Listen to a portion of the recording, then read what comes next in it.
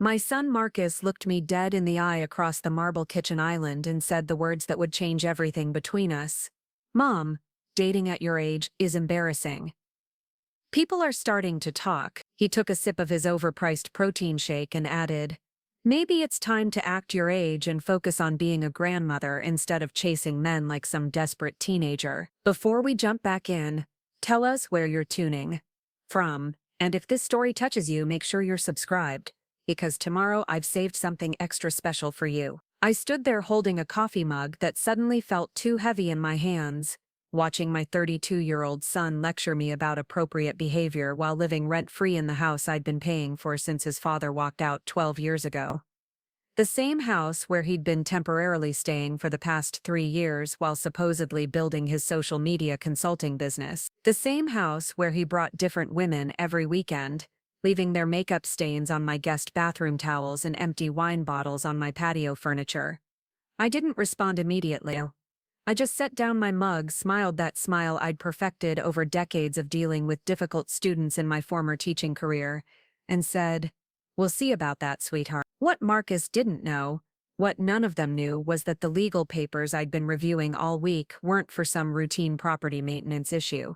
They were eviction notices, not just for him, but for his sister Nicole, who'd been living in my guest house since her divorce, treating it like her personal spa retreat while contributing exactly nothing to household expenses, and his younger brother Tyler, who'd moved back home after college and apparently decided that adulthood was optional as long as mom kept the refrigerator stocked and the Wi-Fi running. My name is Sadie Cooper, and at 57 years old, I thought I'd figured out most of life's major challenges. I'd survived a messy divorce, raised 3 children mostly on my own, built a successful career as a high school principal, and managed to keep my sanity mostly intact through 2 decades of teenage drama, parent conferences, and budget meetings that could drive a person to drink. What I hadn't expected was that my biggest challenge would come from my own adult children, who seemed to think I existed solely for their convenience. The morning that would eventually lead to Marcus's little speech about my dating life started like most Saturdays in my house. I woke up to the sound of Tyler's video games blasting through the thin walls,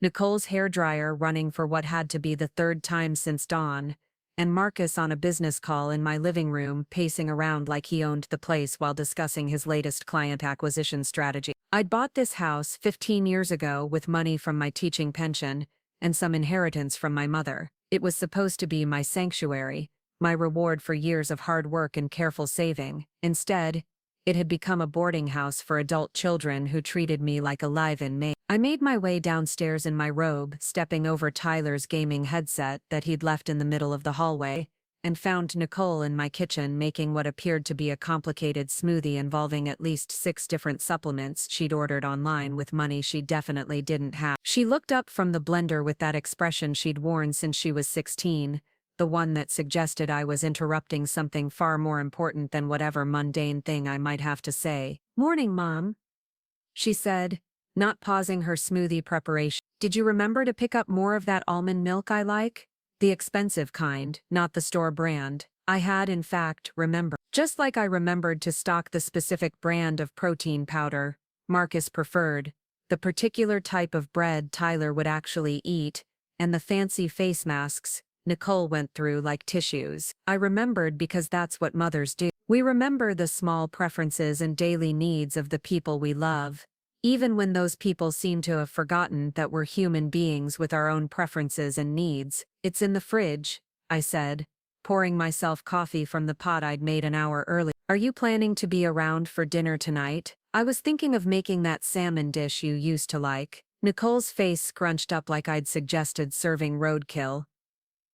"Oh, Mom, no, I'm meeting some friends for dinner in the city, that place with the incredible cocktails I told you about. Besides, I'm trying to eat cleaner now, less mercury, you know?" I nodded like I understood, even though I'd spent $40 on fresh salmon specifically because she'd mentioned missing my cooking the week before. This was the pattern in our house. I planned meals around their schedules, bought groceries based on their preferences, adjusted my routines to accommodate their needs, and somehow I was always getting it wrong. Marcus appeared in the kitchen then, fresh from his workout in what used to be my home office but had somehow become his personal gym. He was wearing expensive athletic wear that I was pretty sure I'd helped pay for during one of his cash flow emergencies, and he had that post-exercise glow that made him look younger and more confident than he had any right to feel while living off his mother's generosity. "Morning, ladies," he said, already reaching for the protein powder Nicole was using.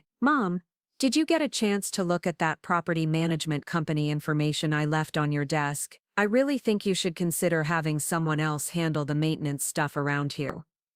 You're getting to the age where you shouldn't be dealing with contractors and repair guys." The age where I shouldn't be dealing with contractors. I was 57, not 87. I'd been managing property maintenance since before Marcus learned to tie his shoes. But according to my children, I was simultaneously too old to handle basic adult responsibilities and too young to enjoy the freedoms that should come with having raised 3 functioning adults. "I can handle my own contractors," I said mildly, sipping my coffee. "Besides, most of the maintenance issues around here seem to be related to things like broken cabinet doors from people slamming them, mysterious stains on carpets, and shower heads that stop working because someone used the wrong cleaning products." Marcus missed the pointed look I gave him, but Nicole caught it and had the grace to look slightly embarrassed. Last month she'd tried to clean the guest bathroom with some Pinterest hack involving baking soda and vinegar, and somehow managed to corrode the finish on the fixture. The repair bill had been $300. "Speaking of maintenance," Nicole said, clearly trying to change the subject, "the water pressure in my shower has been terrible lately. Do you think you could have someone look at it?" Her shower in the guest house that was supposed to be temporary accommodation after her divorce, but had somehow become her permanent residence. The guest house where she'd installed a smart TV, rearranged all the furniture and started referring to the space as my place when talking to friends. "I'll add it to the list," I said, which was becoming my standard response to their endless requests for improvements, repairs and upgrades to the free housing I was providing. Tyler wandered into the kitchen around noon, which was early for him on a weekend. He was wearing the same clothes he'd had on yesterday, his hair sticking up at odd angles, and he had that slightly dazed expression he got when he'd been gaming until 3 in the morning. "Any coffee left?" he asked, opening cabinets randomly like he'd never been in this kitchen before in his life. I pointed to the coffee maker, the same place it had been for the past 5 years. Tyler was my baby, 24 years old and seemingly allergic to any form of adult responsibility. He'd graduated college with a degree in communications, which apparently qualified him to spend most of his time creating TikTok videos and playing online games with usernames I couldn't pronounce. "Thanks, Mom," he said, pouring coffee into a mug that still had cereal residue from yesterday's breakfast. "Oh, by the way, my car's making that weird noise again. Think you could take it to your guy this week?" My guy, the mechanic I'd been using for 15 years, who I'd found through my own research and built a relationship with through my own car troubles, but somehow he'd become the family mechanic, the person all 3 of my children expected me to coordinate with whenever their vehicles needed attention. "What kind of weird noise?" I asked,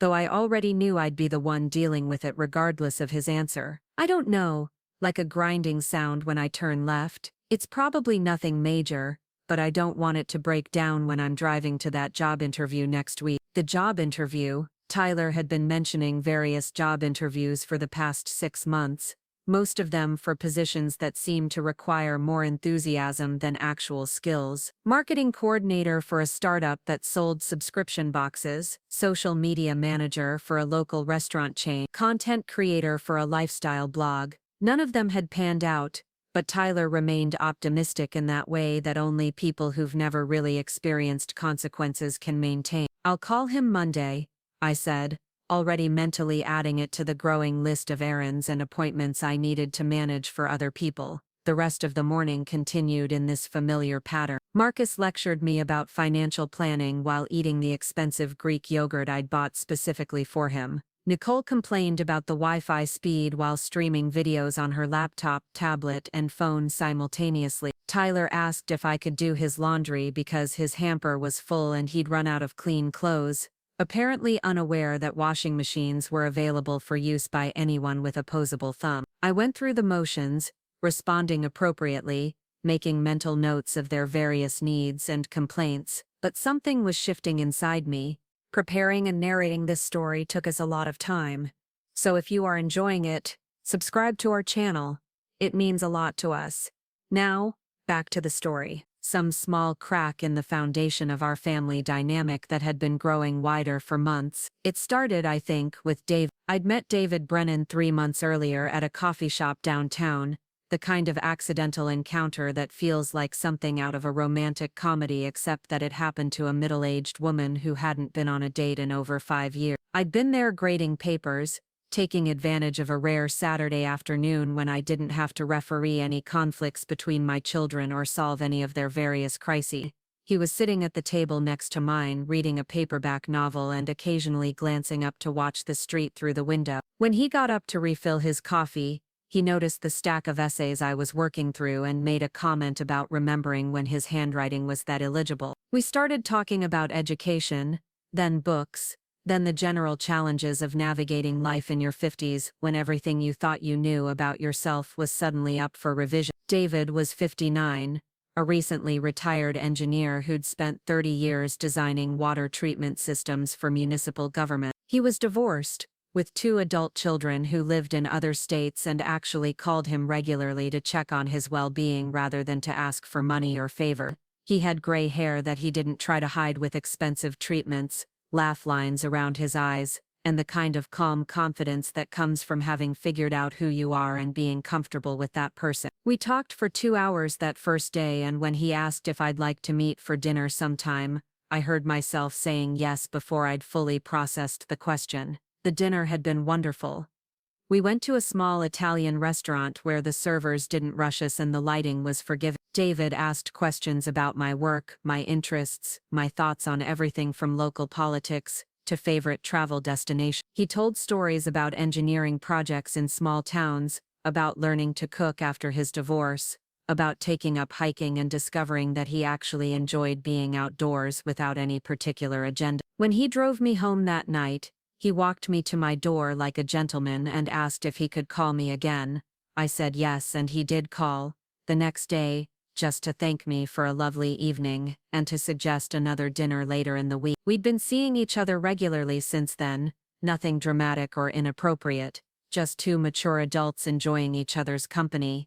We went to restaurants, attended a few concerts, took walks around the lake on Sunday afternoon. He was kind, thoughtful, and made me laugh in ways I'd forgotten I was capable of. He treated me like an interesting, attractive woman rather than just someone's mother or someone's ex-wife. I hadn't told my children about David immediately, because I wasn't sure how serious it might become, and because I'd learned over the years that any personal information I shared with them had a way of becoming fodder for their commentary and advice. But eventually Nicole had seen us together at a restaurant, and within 24 hours all 3 of my children knew I was dating someone. Their reactions had been exactly what I'd expected and dreaded. Marcus immediately wanted to know about David's financial situation and whether I'd considered the implications for my retirement planning. Nicole worried that I was moving too fast and might be vulnerable to manipulation. Tyler seemed mostly confused about why anyone my age would want to date at all, as if romance had an expiration date somewhere around menopause. But it was Marcus's comment that morning, the one about embarrassment and acting my age, that finally crystallized something I'd been feeling for months. This sense that I was living in a house full of people who saw me as a supporting character in their own stories, rather than the protagonist of my own life. I spent the rest of that Saturday thinking about David's laugh when I told him about Tyler's latest business idea involving cryptocurrency and pet accessories. I thought about the way he listened when I talked about the challenges of being a principal, really listened instead of waiting for his turn to speak or thinking about what advice he should offer. I thought about how refreshing it was to spend time with someone who didn't expect me to solve his problems or manage his schedule or provide free room and board while he figured out his next move. That evening I made dinner for 4 even though Nicole had already said she'd be eating out. I set the table with the good dishes, opened a bottle of wine I'd been saving for no particular occasion, and called everyone to the dining room. Marcus appeared first, checking his phone as he sat down. "This looks great, Mom. Very domestic goddess of you." Tyler arrived still wearing headphones around his neck, the faint sound of electronic music leaking from them. Smells good. What's the occasion? No occasion, I said, serving the salmon that Nicole had rejected hours earlier. I just thought it would be nice to have a family dinner. Nicole surprised me by showing up halfway through the meal, claiming her plans had fallen through. She made a plate and joined us, complaining about the traffic downtown and some drama with her friend group that involved someone's ex-boyfriend and a misunderstanding about restaurant reservations. For 20 minutes it felt almost normal. We ate, talked about neutral topics, shared a few stories that didn't involve anyone asking me for anything. Tyler actually put his phone away without being asked. Marcus complimented the food twice. Nicole helped herself to a second glass of wine and seemed to relax for the first time in weeks. Then Marcus's phone rang. He glanced at the screen and made an apologetic face. Sorry, I have to take this. It's a potential client. He stepped out of the dining room and I could hear him in the hallway, his voice shifting into what I'd learned to recognize as his professional mode. Confident, articulate, promising results that sounded too good to be true. He's been working so hard lately, Nicole said, as if Marcus's work ethic was something we should all admire, rather than something that consisted mainly of phone calls and social media posts. I really think his business is going to take off soon. Tyler nodded enthusiastically. Yeah, he's got some amazing ideas. Did he tell you about the influencer marketing platform he's developing? It's going to revolutionize how brands connect with content creators. I listened to them praise their brother's entrepreneurial spirit while I cleared plates and wondered when they'd start to notice that his amazing ideas never seemed to generate actual income. Marcus had been on the verge of his big breakthrough for 3 years running, always just one client away from financial independence, always needing just a little more time to get his systems in place. When Marcus returned to the table, he was practically glowing with excitement. That was incredible. This company wants me to design their entire social media strategy for a product launch, 6-figure contract, minimum. That's wonderful, I said, and I meant it. I wanted my children to succeed, to find their paths, to build lives they could be proud of. When does it start? Well, they want to meet next week to discuss details, and there might be some travel involved, which could be challenging with my current living situation. He looked at me meaningfully. But we'll figure it out. Current living situation. As if he were dealing with some temporary inconvenience rather than living rent-free in his mother's house at age 32. I'm sure you will, I said mildly. After dinner, the three of them dispersed to their various corners of the house. Tyler back to his games, Nicole to the guest house to video chat with friends, Marcus to his room to work on what he called his business development strategy. I cleaned up the kitchen alone, as usual, and found myself thinking about David's stories of living on his own, managing his own household, cooking for himself without expecting anyone else to handle the cleanup. That night, I called him from my bedroom with the door closed, something I'd never had to do before I started dating but had become necessary to avoid my children's commentary on my phone conversations. How was your family dinner? He asked, because I'd mentioned my plans early. Complicated, I said, which made him laugh. Aren't they always? My daughter called today to tell me about her promotion at work. She's moving to Seattle for a new job. Really excited about it. That's wonderful. You must be proud. I am, and a little envious to be honest. She's so confident about building her own life, making her own decisions. Sometimes I wonder what I did right with her that I apparently did wrong with other people's kids. Other people's kids. He meant it as a joke, but it hit me in an unexpected way. My children were wonderful people in many ways, but they seemed to have missed some fundamental lesson about independence and self-reliance. Or maybe I'd never taught it properly. Maybe I'd been so focused on making their lives easier that I'd forgotten to prepare them for the reality that life is supposed to be challenging sometimes. David, I said, can I ask you something personal? Of course. When you were married, did you ever feel like you were living in someone else's house, like you were a guest in your own life? There was a pause, and I could almost hear him thinking. Toward the end, yes. Why do you ask? I think I've been feeling that way for a while now. Like I'm the innkeeper in my own home, managing everyone else's needs, and never really considering what I might want for myself. What do you want for yourself? The question was so simple and so completely foreign, that I couldn't answer immediately. When had I last thought about what I wanted, as opposed to what everyone else needed, or expected, or assumed I should provide? I don't know, I said finally. I think that's the problem. We talked for another hour about everything and nothing, the way we'd been doing for months. When I hung up, I felt that familiar sense of lightness that came from spending time with someone who saw me as Sadie, rather than Mom or Miss Cooper or the person responsible for solving everyone else's problem. But I also felt something new, a kind of crystallizing awareness that the life I was living wasn't necessarily the life I had to keep living, that being a good mother didn't require being a doormat, that my children's comfort and convenience might actually be coming at the expense of their growth and my own well-being. The next morning was Sunday, and I woke up to find Tyler in my kitchen making what appeared to be a breakfast sandwich, using the last of the good bread, the expensive cheese I'd bought for a recipe I'd been planning to try, and eggs from the carton I'd purchased specifically for my weekly meal prep. "Morning, Mom," he said cheerfully, not noticing the way I paused in the doorway.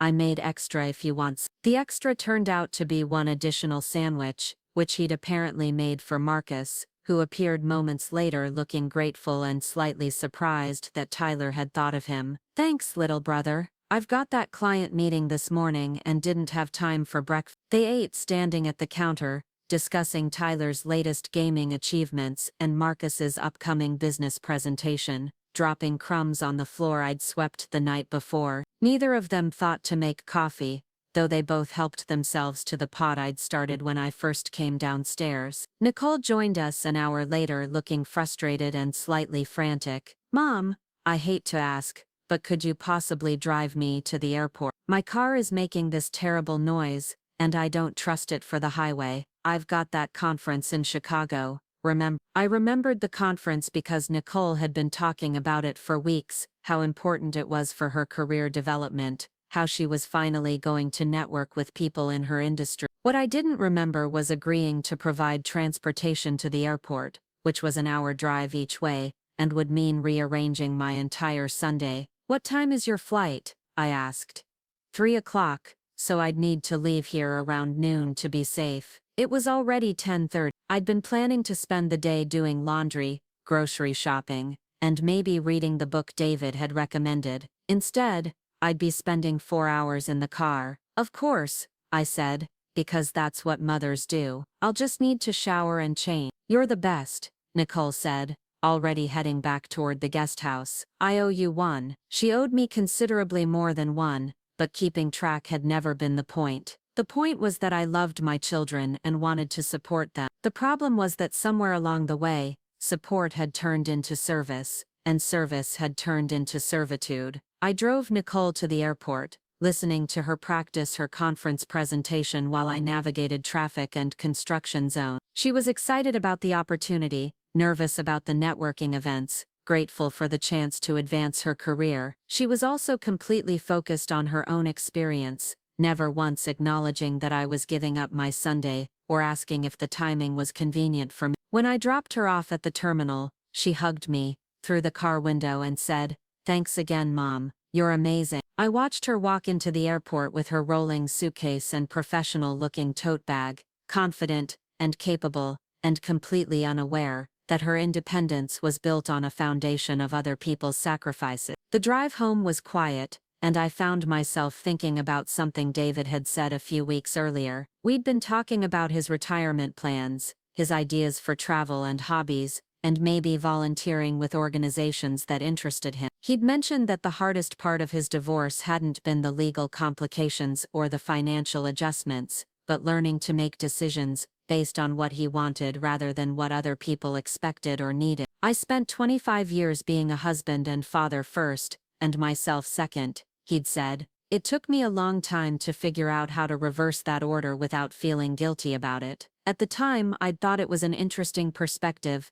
but not necessarily relevant to my situation. Now I was beginning to understand what he meant. I'd been Sadie Cooper, mother and caretaker, for so long that I'd forgotten there might be other versions of myself worth exploring. When I got home, I found Marcus in my home office, using my computer to work on his presentation. He looked up when I appeared in the doorway, smiling that charming smile that had been getting him out of trouble since he was 5 years old. "Hey Mom, thanks for letting me use your computer. Mine's been acting up, and I really need to get this PowerPoint finished." My computer with my files and my internet history and my carefully organized email folders, the computer I used for work correspondence and personal research and staying in touch with friends. The computer that had become communal property without anyone asking my permission. "How much longer do you need?" I asked. "Maybe another hour. I'm almost done with the graphics, and then I just need to run through the whole thing a few times to make sure it flows well." An hour in which I couldn't check my own email or work on the lesson plans I'd brought home, or research the vacation David and I had been discussing. An hour in which my own space was occupied by someone else's priorities. "Take your time," I said, because the alternative was explaining why I needed access to my own computer in my own office. And that felt petty even as I resented the necessity. I spent the afternoon doing laundry and grocery shopping, tasks that felt especially mundane after Nicole's excited chatter about career development and professional networking. As I folded Tyler's clothes and restocked the refrigerator with foods my children preferred, I found myself wondering when my own preferences had stopped mattering. When had I last bought something just because I wanted it, without considering whether it would meet with approval from the people who lived in my house? When had I last made plans without first checking to see if anyone needed me to drive them somewhere or be available for some emergency? When had I last felt like the main character in my own life? That evening, Tyler emerged from his room looking sheepish and slightly desperate.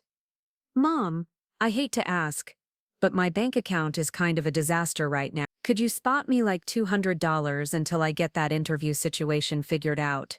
I promise I'll pay you back as soon as I get a job." $200 that would probably become $400, then $600, then an amount we'd both stop mentioning because it was easier to pretend the debt didn't exist. Tyler had been borrowing money from me for so long that I'd stopped thinking of it as borrowing and started thinking of it as an allowance for a 24-year-old man.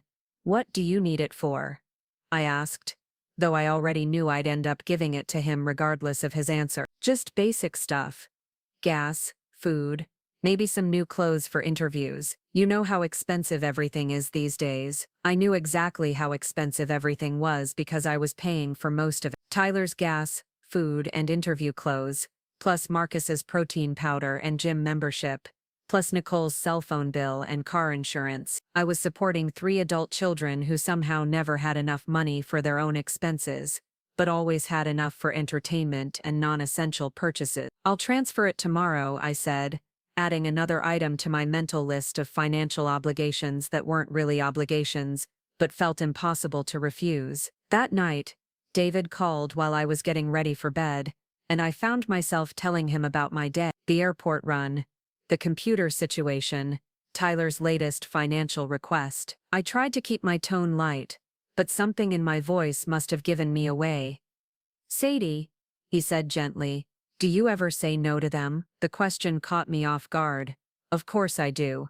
I'm not a pushover." "I didn't say you were. But when was the last time you said no to something they asked for?" I thought about it, really thought about it, and couldn't come up with a recent example. There were plenty of times I'd wanted to say no, times when their requests felt unreasonable or poorly timed, or just exhausting, but I'd always found reasons to say yes instead, because they needed help, because I could afford it, because that's what mothers do. "They're my children," I said finally. "They're adults," David replied. "There's a difference." After we hung up, I lay in bed, thinking about that distinction. My children were adults, with college degrees and driver's licenses, and the legal right to vote and sign contracts and make their own decisions. But somehow they'd remained children in our household dynamic, dependent on me for everything from transportation, to financial support, to conflict resolution, and I'd allowed it. More than allowed it. I'd facilitated. I'd made their lives so comfortable and convenient that they'd never had to develop the skills and independence that would let them function as self-sufficient adults. The next morning was Monday, and I had a busy day at school ahead of budget meetings, parent conferences, a disciplinary hearing for a student who'd been caught cheating on a major exam, the kind of day that required focus and energy and clear thinking. But as I was getting ready to leave, Marcus appeared in the kitchen, looking unusually serious. "Mom, we need to talk," he said, and something in his tone made me pause with my coffee mug halfway to my lips. "What about?" "About this whole dating thing. I've been thinking about it, and I'm concerned about the message you're sending." The message I was sending, as if my personal life were some kind of public statement rather than my own private business. "What message is that?" I asked carefully. "Well, you're a grandmother, right? Or you will be, hopefully, someday soon. And there's a certain dignity that comes with that role, a certain way you should present yourself to the community, a certain way I should present myself." I looked at my son, standing in my kitchen, in expensive athletic wear that I'd probably helped pay for, eating breakfast I'd provided, living in space I'd given him rent-free, and lecturing me about dignity and appropriate behavior. "And dating someone doesn't fit with that image?" I asked. "It's not that simple. It's about priorities, about where you focus your energy. This David guy, what do you even know about him? What are his intentions? Are you thinking clearly about the financial implications of getting involved with someone at this stage of your life?" The financial implications, as if David were some kind of gold digger targeting middle-aged principals for their vast educational wealth. "Marcus," I said slowly, "I'm 57 years old. I've been making my own decisions for longer than you've been alive. I think I can handle dating someone without supervision. I'm not trying to supervise you, I'm trying to protect you. People our age can be vulnerable to manipulation, especially when they're lonely or going through transitions." People our age. Marcus was 32. When exactly had he started thinking of himself as my peer rather than my child? "I'm not lonely," I said, "and I'm not going through any transitions except the ones I choose for myself. But Mom, think about how this looks. Think about what people are saying." "Miss Henderson from next door asked me if you were going through some kind of midlife crisis." Mrs. Henderson, who'd been divorced 3 times, and had strong opinions about everyone else's relationship choices. Mrs. Henderson, whose approval Marcus apparently valued more than his mother's happiness. "And what did you tell Mrs. Henderson?" I asked. "I told her you were just adjusting to having more free time now that we're all grown up, and that you'd probably settle down once you got used to the quiet house." The quiet house that wasn't quiet because it was full of adult children, who treated it like a hotel with a particularly accommodating staff. "That was thoughtful of you," I said, though I was beginning to feel something that wasn't quite anger but was definitely moving in that direction. Tyler wandered into the kitchen then, still in pajamas even though it was nearly 8 o'clock. "What are you guys talking about?" "Mom's dating situation," Marcus said, as if it were a family crisis that required collective management. "Oh yeah, that's weird," Tyler said, opening the refrigerator and standing in front of it like he was waiting for inspiration. "I mean, no offense, Mom, but seeing you with some random guy is just, I don't know, it doesn't feel right." David, who'd spent 30 years in public service, who volunteered at the local food bank, who treated me with more respect and consideration than I was getting from my own children. "Why doesn't it feel right?" I asked. Tyler shrugged, pulling out a container of leftover pizza. "I guess because you're our mom, you know. It's hard to think of you as like a person who dates. You're supposed to be focused on us. 24 years old, and Tyler still thought I existed primarily as his support system. "What if I told you I was happy?" I asked. "What if I told you that David makes me laugh and treats me well, and that I enjoy spending time with him?" Marcus and Tyler exchanged a look, one of those silent communications that siblings develop over years of presenting a united front against parental authority. "We just think," Marcus said carefully, "that maybe you should slow down a little. Think about what you really want versus what you think you want, because you're feeling restless or whatever. My happiness reduced to a temporary mood that would pass if I just waited long enough." I looked at my 2 sons, both of them healthy and intelligent, and completely convinced that their opinions about my personal life were not only valid, but necessary. Both of them living in my house, eating my food, using my resources, and somehow feeling qualified to lecture me about appropriate behavior. "I have to get to work," I said finally. "We'll have to continue this conversation later." "Just think about what we've said," Marcus called after me as I headed toward the door.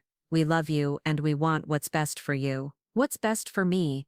As determined by people who'd never bothered to ask what I actually wanted. I drove to school that morning, thinking about Tyler's comment about me being supposed to focus on them. When had that become the expectation? When had my role as a mother expanded to include being a permanent support system for adult children who were perfectly capable of supporting themselves? The day at school was busy enough to keep me distracted, but during my lunch break I found myself thinking about David's question from the night before. When was the last time I'd said no to my children? The answer was disturbing. I couldn't remember the last time I'd refused a request, denied a favor, or even expressed mild inconvenience at their demands on my time and resources. I'd become so accustomed to saying yes that I'd forgotten no was an option. That afternoon, I had a meeting with Janet Morrison, one of our guidance counselors, about college preparation programs for students from low-income families. Janet was passionate about helping kids understand that they had options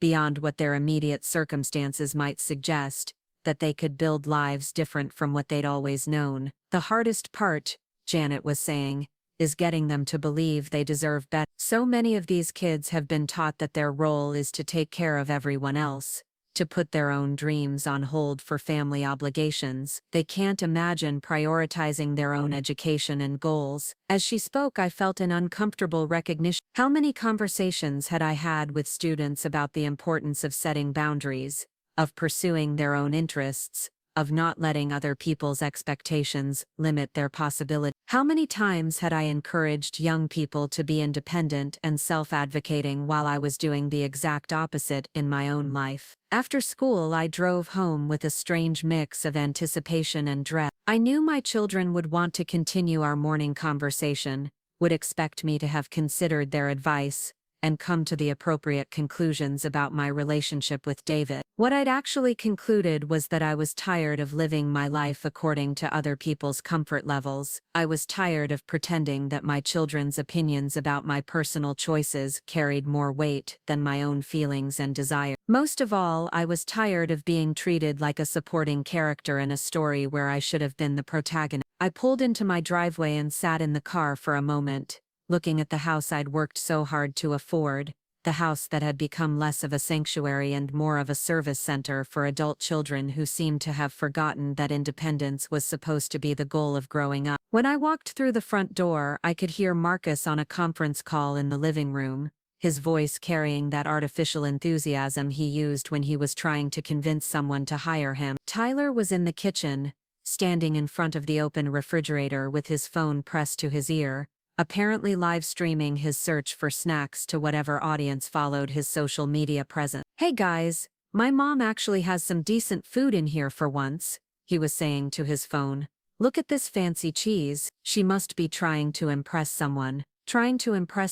The cheese I'd bought to try a new recipe had become evidence of some pathetic attempt to elevate myself beyond my station. I walked past Tyler without acknowledging his commentary and headed upstairs to change out of my work clothes. In my bedroom, I found Nicole's laundry spread across my bed, apparently because the washer and dryer in the guest house weren't working properly and she'd decided to use mine without asking. This was my life, my space constantly invaded, my resources constantly consumed, my choices constantly questioned by people who contributed nothing but criticism and demands. I moved Nicole's clothes to the chair by the window and sat on my own bed in my own room, feeling like a guest in the space I paid for. My phone buzzed with a text from David asking if I wanted to meet for dinner the next evening, and for the first time in months, my immediate response wasn't to check my children's schedules to make sure the timing wouldn't conflict with their needs. I texted back that I'd love to have dinner,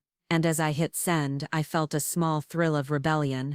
I was making plans based on what I wanted to do, not what would be convenient for everyone else. Over the next few weeks, I started paying attention to the patterns in our household in ways I'd never bothered to before. I noticed that Marcus had business calls at all hours but never seemed to have actual business income. I noticed that Tyler talked constantly about his job search but spent most of his time playing games or creating content for social media platforms that didn't appear to generate any revenue. I noticed that Nicole treated the guest house like her permanent residence while contributing nothing to utilities, groceries, or household maintenance. Most importantly, I noticed that none of them seemed to have any plans for becoming truly independent. They were all comfortable with the current arrangement, comfortable with having me provide housing and financial support while they pursued their various interests and ambitions at their own pace. The turning point came on a Thursday evening in early October. I'd had a particularly challenging day at school,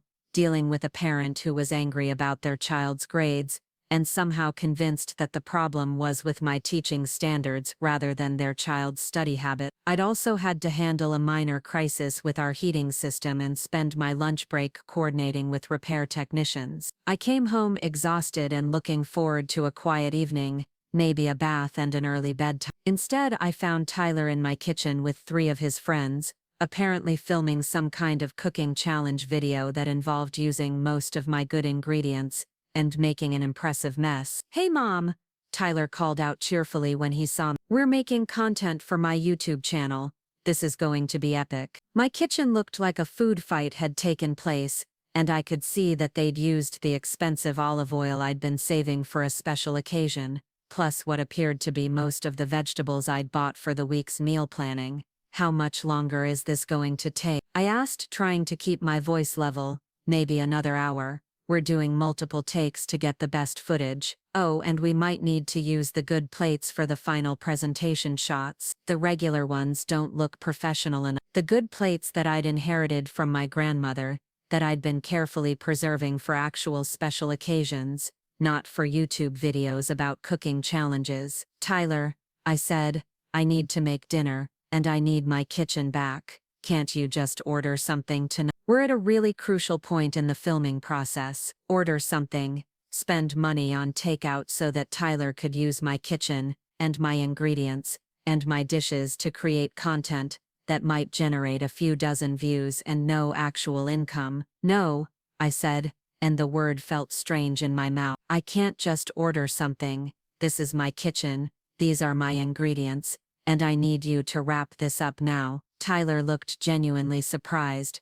like I'd just spoken in a foreign language. His friends shuffled awkwardly, suddenly aware that they were in the middle of a family dynamic that was becoming uncomfortable. "But Mom, this is important. This could really help grow my following, and dinner is important to me. Clean up your mess and find somewhere else to film." For a moment, Tyler just stared at me like he couldn't quite process what was happening. Then he seemed to remember that his friends were watching, and his expression shifted to embarrassed annoyance. "Fine," he said. "Come on guys, we'll finish this at Jake's place." My mom's being weird about her precious kitchen, as if wanting access to my own space in my own home was some kind of unreasonable demand. After they left, I stood in the middle of the chaos they'd created, and felt something crystallize inside me. This wasn't normal. This wasn't healthy. This wasn't a family dynamic that was working for anyone, least of all me. I spent 2 hours cleaning up the kitchen,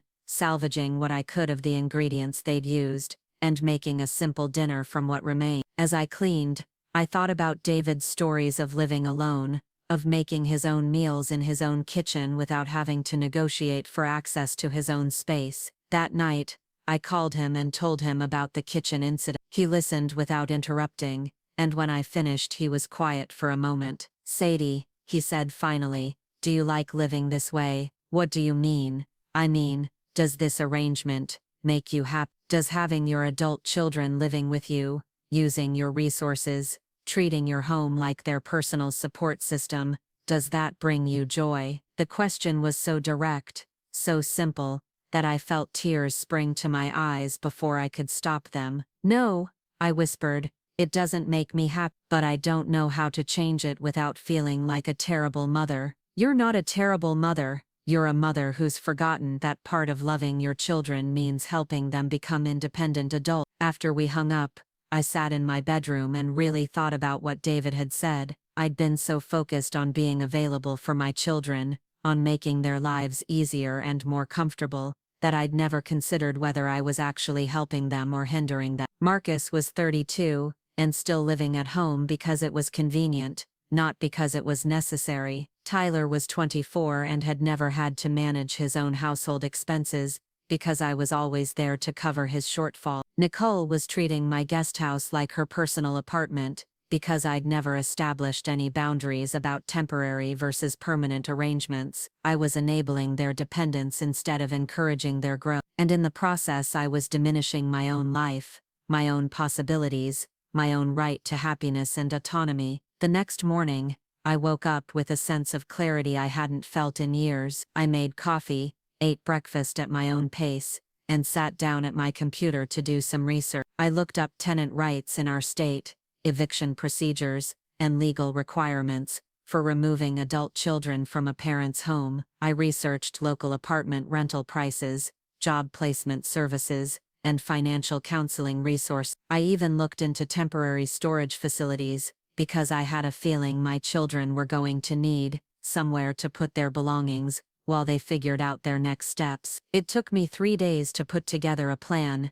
and another 2 days to find the courage to implement it. But by the following Tuesday, I had everything I needed. I scheduled meetings with each of my children, individual conversations, where I could speak to them directly, without the group dynamics that usually resulted in them ganging up on me, or deflecting responsibility onto each other. I started with Nicole, partly because she was living in a separate structure and partly because I thought she might be the most reasonable about the situation. I met her at the guest house on Wednesday evening, bringing tea, and trying to approach the conversation with as much kindness as possible. "Nicole," I said, "we need to talk about your living situation here." She looked up from her laptop with a distracted expression. "What about it? Is something wrong with the house?" I noticed the water pressure is still terrible in the shower. The water pressure that she expected me to fix in the house she was living in, rent-free while building her career and social life. "The problem isn't with the house," I said carefully. "The problem is that this was supposed to be a temporary arrangement while you got back on your feet after your divorce. It's been 8 months. I know, and I really appreciate you letting me stay here. It's been such a lifesaver while I figure out my next steps." 8 months of figuring out next steps. 8 months of treating my guest house like her personal residence, while contributing nothing to household expenses and apparently making no concrete plans for independence. "What are your next steps?" I asked. "What's your timeline for finding your own place?" Nicole blinked like the question had never occurred to her. "Well, I mean, I'm still rebuilding my savings after the divorce, and the rental market is so expensive right now. I figured I'd stay here until I found something really perfect. You know, something really perfect." Well, I continued to pay for utilities, internet, and maintenance on the space she was occupying indefinitely. "Nicole," I said gently, "I need you to find your own place. I'm giving you 60 days notice."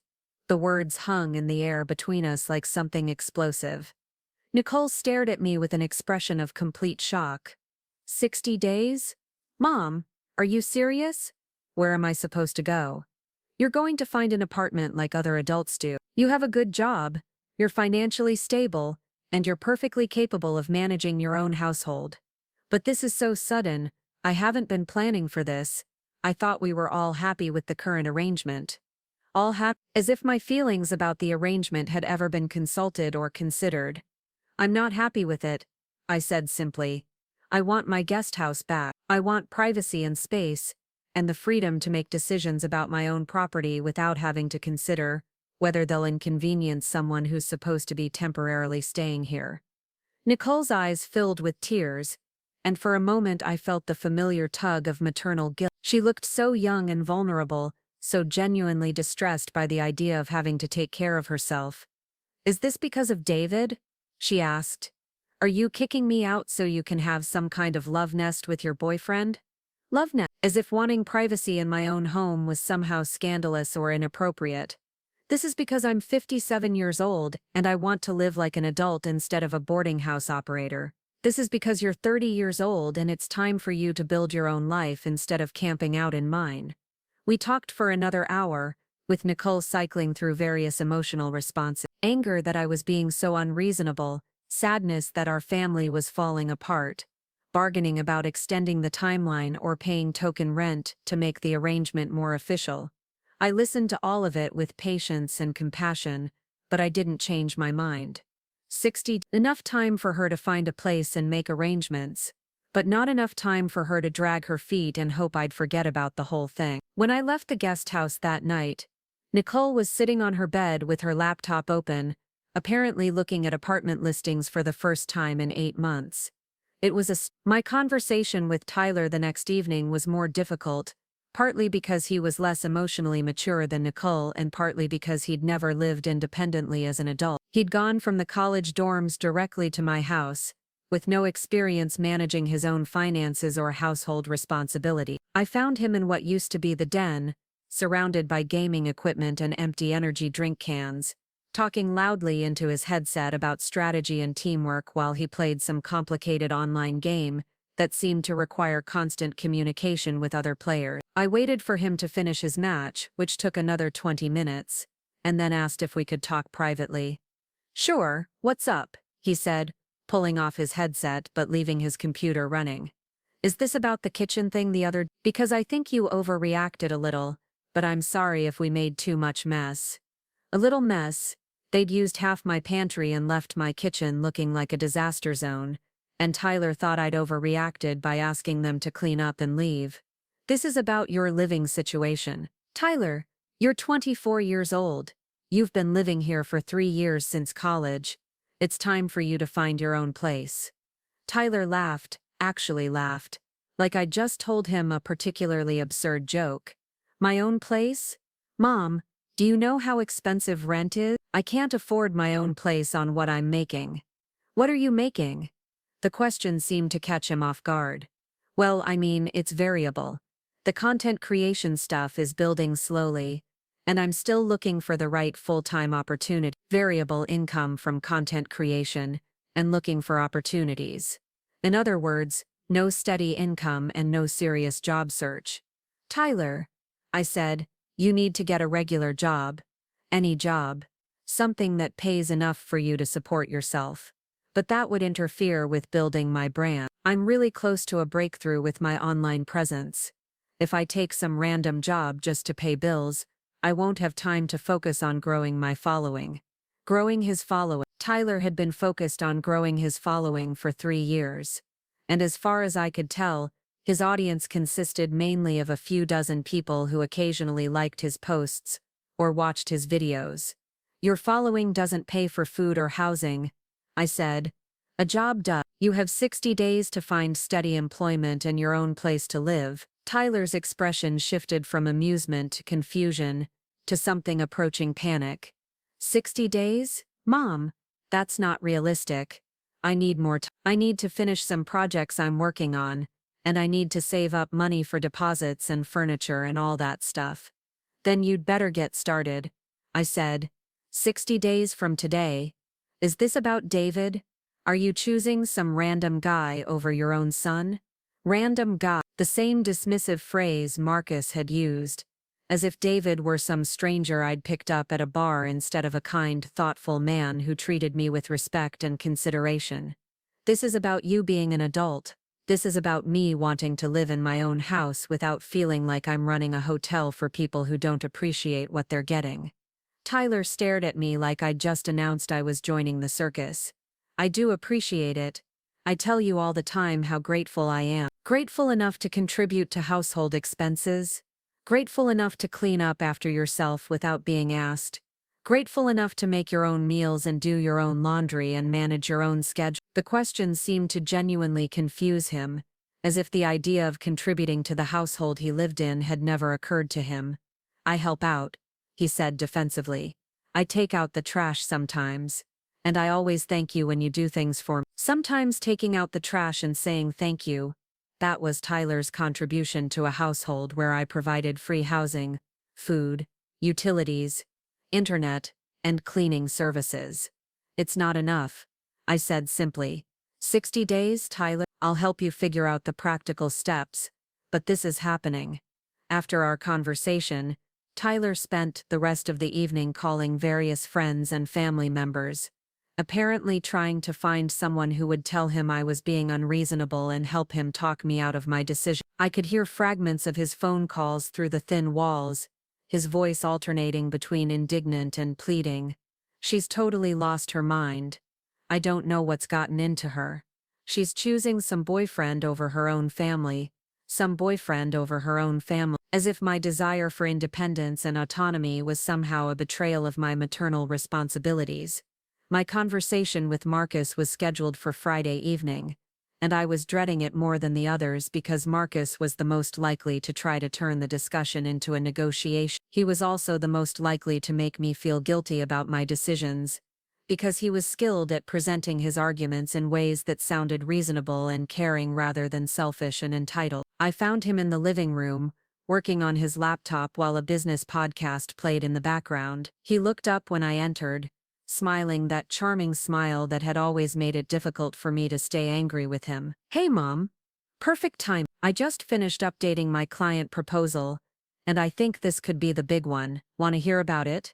Actually, I need to talk to you about something else," I said, sitting down across from him. "About your living situation here." Marcus's smile faded slightly, and I could see him shifting into his defensive mode, the one where he prepared to explain why whatever I was about to say was unreasonable or poorly timed. "What about my living situation? It needs to change. You need to find your own place. I'm giving you 60 days notice." For a moment, Marcus just stared at me, and I could almost see him processing the information and formulating his response. "Mom," he said finally, his voice taking on that patient tone he used when he thought I was being emotional or irrational, "I think we should talk about this rationally. What's really going on here? Are you feeling overwhelmed? Are you having some kind of midlife crisis?" Midlife crisis, the same dismissive phrase he'd used to explain my relationship with David, now being applied to my desire for independence and privacy. "I'm not having a crisis," I said calmly. "I'm making a decision about how I want to live, and I want to live without adult children who treat my home like a free boarding house." "Free boarding house?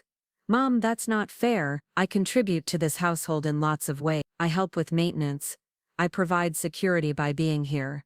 I'm building a business that could benefit all of us financially. Help with maintenance by occasionally changing a light bulb. Security by sleeping until noon and staying up until 3 in the morning playing music or talking on business calls. A business that might benefit us all financially, but hadn't yet produced enough income to cover his own basic living expenses." "Marcus," I said, "you're 32 years. You should have your own place, your own responsibilities, your own life. Living with your mother shouldn't be part of your business plan. But this arrangement works for everyone. I save money on rent, which means I can invest more in growing my business. You have someone here to help with household stuff. We're family. We should support each other." Support each other. As if our current arrangement involved mutual support, rather than me providing everything while Marcus contributed occasional thanks and frequent advice about how I should live my life. "How exactly do you support me?" I asked.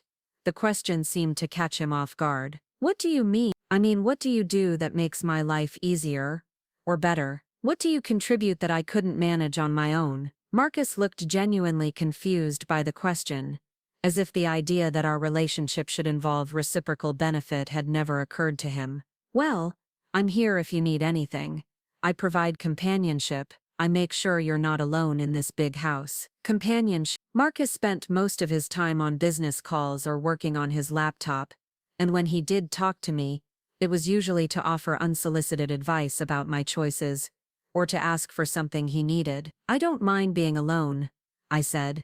"In fact, I'm looking forward to it." "Is this about David? Because if he's pressuring you to choose between him and your family, that's a huge red flag. That's classic manipulative behavior." David, who had never once suggested that my living situation was problematic, who had never asked me to change anything about my life for his convenience, who had never even met my children because I'd been too embarrassed to introduce them. David has nothing to do with this decision. This is about me wanting to live like an adult instead of a support system for other adults who should be taking care of themselves. We talked for another hour, with Marcus cycling through various strategies to change my mind. He offered to pay token rent, which would have been a He promised to be more helpful around the house, which would have been nice 3 years earlier. He suggested family counseling to work through whatever issues were causing me to make such a drastic decision, but I didn't change my mind. 60 days for Marcus, just like the other. Enough time to find a place and make arrangements,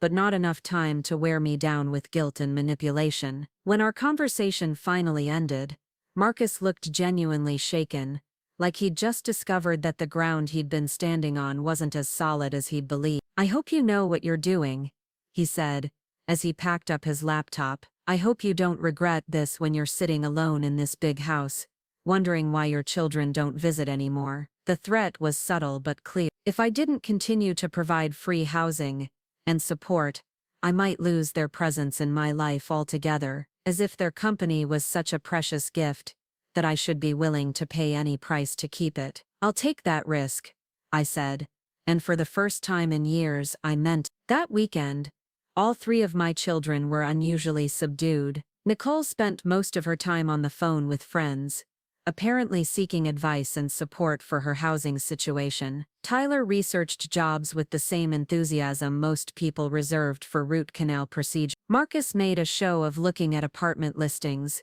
though he seemed more focused on documenting how expensive everything was than on actually finding a place he could afford. I spent the weekend feeling something I hadn't experienced in years. My house was still full of people, but for the first time I knew it was temporary. For the first time I had a timeline for reclaiming my space and my autonomy. On Sunday evening David called to check in, and I told him about my conversations with the children. "How do you feel?" he asked. "Terrified," I said honestly, and excited, and guilty, and relieved, sometimes all at the same time. "That sounds about right," he said, with a laugh. "Making big changes is never comfortable, even when they're the right changes. Do you think I'm doing the right thing?" "I think you're the only person who can answer that question, but I will say this. Every conversation we've had about your family has left you feeling frustrated and exhausted. You deserve to feel supported and appreciated in your own home." After we hung up, I sat in my kitchen with a cup of tea and really looked around at the space. In 60 days, it would be mine again. I could cook what I wanted when I wanted. I could leave dishes in the sink overnight without someone complaining about the mess. I could use my good ingredients for experiments without worrying about whether someone else had already claimed them for their own projects. In 60 days, I would remember what it felt like to be the main character in my own life, instead of a supporting player in everyone else's drama. The thought was both thrilling and terrifying, but for the first time in years, it was entirely my own. The first week after delivering my ultimatums passed in a strange kind of suspended animation. My children moved through the house like they were testing the air, waiting to see if I would change my mind or reveal that the whole thing had been some kind of elaborate bluff designed to get their attention. Marcus threw himself into apartment hunting with the same intensity he brought to his business ventures, which meant lots of phone calls and research, but very little actual action. He printed out rental listings and spread them across the dining room table like he was planning a military campaign, complete with color-coded spreadsheets analyzing rent-to-income ratios and proximity to networking opportunities. "I'm taking this very seriously," he announced during one of his updates, as if his seriousness about the situation somehow entitled him to an extension or special consideration. "But you have to understand, finding the right place takes time. I can't just settle for anything. My living situation affects my business image." His business image. Marcus was concerned about maintaining professional credibility while living with his mother, but somehow had never considered that maybe, at 32, living with his mother was already affecting his business image in ways that had nothing to do with the quality of his future apartment. Tyler approached the situation with characteristic avoidance, spending even more time gaming and creating content, as if he could distract himself out of the reality of needing to find both employment and housing within the next 53 days. When I asked about his job search progress, he showed me a list he'd made of positions he was researching, which seemed to consist entirely of creative or technology-related jobs that required either years of experience he didn't have, or skills he hadn't bothered to develop. "I'm being strategic about this," he explained, scrolling through job postings on his phone while simultaneously playing some kind of mobile game. I don't want to just take any random job. I want something that aligns with my personal brand and long-term goal. Tyler had been refining his personal brand for 3 years without generating enough income to buy his own groceries, but he was still convinced that the right opportunity was just around the corner, waiting for him to discover it through strategic research rather than actual effort. Nicole surprised me by being the most practical in her approach, probably because she'd lived independently before and understood what was actually involved in finding and maintaining her own place. She scheduled apartment viewings, researched neighborhoods, and even started decluttering her belongings in preparation for a move. But she also launched a subtle campaign to make me feel guilty about my decision, sharing stories about friends whose mothers had welcomed them back home during difficult times, mentioning how nice it was to have family close by, wondering aloud whether I might feel lonely once everyone was gone. "I just worry about you rattling around in this big house all by yourself," she said one evening as I was making dinner, "especially with winter coming. What if something happens, and no one's here to help? What if something happens?" Nicole had been living in my guest house for 8 months, and in that time, nothing had happened that required her immediate assistance. I'd managed to handle a clogged drain, a minor electrical issue, and a problem with the garage door opener all by myself, the same way I'd been handling household crises for years before any of them moved back home. "I managed to take care of this house and raise 3 children mostly by myself for years," I reminded her. "I think I can handle living alone." "But that was different. You were younger then, and you had Dad to help with some things." Dad, who had left when Tyler was 12, and Nicole was 22. And who had provided minimal assistance with household maintenance even when he lived here. Nicole's version of our family history seemed to involve a lot more paternal support than had actually existed. "I was also working full-time and managing all the same responsibilities I have now," I said. "Plus, dealing with homework help, driving to activities, and handling the kind of daily crises that come with raising children. Living alone is going to be easier, not harder." Nicole looked genuinely puzzled by this perspective, as if she'd never considered that my life might become simpler rather than more complicated once I didn't have to coordinate around other people's schedules and needs. By the second week, the reality of the situation was starting to sink in, and my children's reactions began to shift from disbelief to anger. They started having hushed conversations that stopped abruptly when I entered rooms, and I caught them exchanging meaningful looks during family meals that suggested they were coordinating some kind of response to my unreasonable behavior. The confrontation I'd been expecting finally came on a Thursday evening. I was in my bedroom, reading a book David had recommended, when all 3 of them appeared in my doorway with the determined expressions of people who had rehearsed what they were going to say. Marcus stepped forward as their apparent spokesperson, carrying a folder that looked ominously official. "Mom, we need to talk," he said, settling into the chair by my window while Nicole and Tyler arranged themselves on the edge of my bed. "We've been discussing the situation, and we think you're making a mistake." The situation, as if my desire to live independently was some kind of crisis that required intervention rather than a reasonable decision made by a competent adult. "What kind of mistake?" I asked, closing my book but keeping my finger in place to mark the page.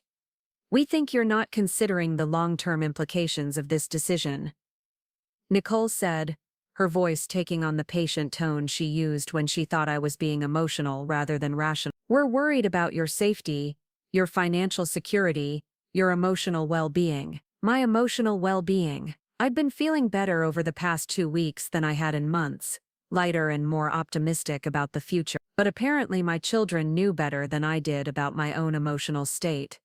"And we think," Tyler added, "that you're making this decision based on your relationship with David, rather than what's actually best for the family." What's actually best for the family? Not what was best for me, but what was best for the collective unit, that apparently included 3 adults who expected permanent support and housing from their mother. "What makes you think this has anything to do with David?" I asked. Marcus opened his folder and pulled out what appeared to be a printed article. "We did some research on relationship patterns in middle-aged adults," There's a documented phenomenon where people make impulsive decisions about major life changes when they're in new romantic relationships. Documented phenomenon.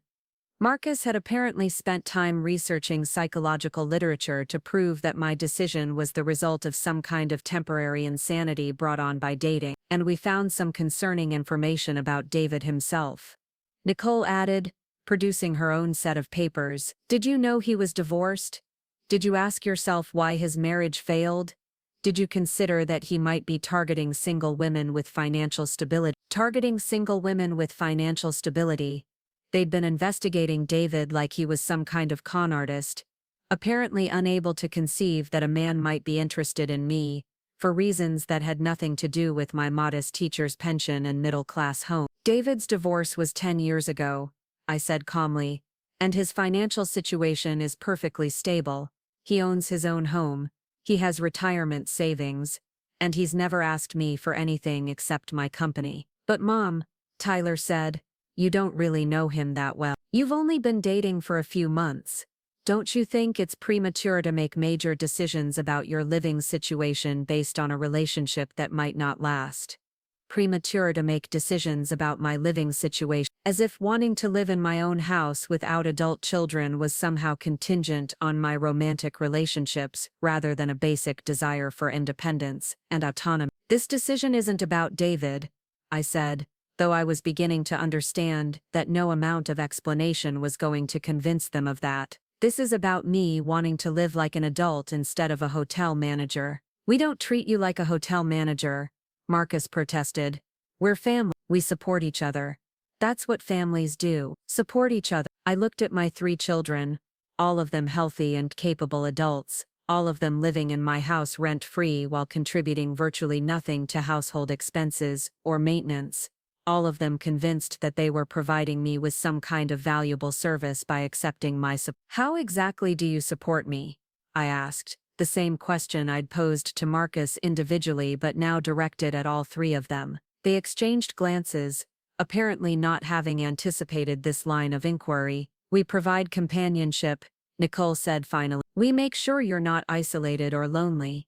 We help with household tasks, Marcus added, though I couldn't think of any household tasks he'd helped with recently beyond occasionally loading his own dishes into the dishwasher. We're here if you need us, Tyler, for emergencies or whatever, companionship, household help, and emergency assistance. The companionship mostly consisted of them talking about their own lives and problems while expecting me to listen and provide advice. The household help was sporadic at best, and usually involved me asking multiple times for simple tasks to be completed. And the emergency assistance was theoretical, since most of the emergencies in our household seemed to be their crises that required my time and resources to resolve. And what do I provide in return? I asked. Another round of uncomfortable glances.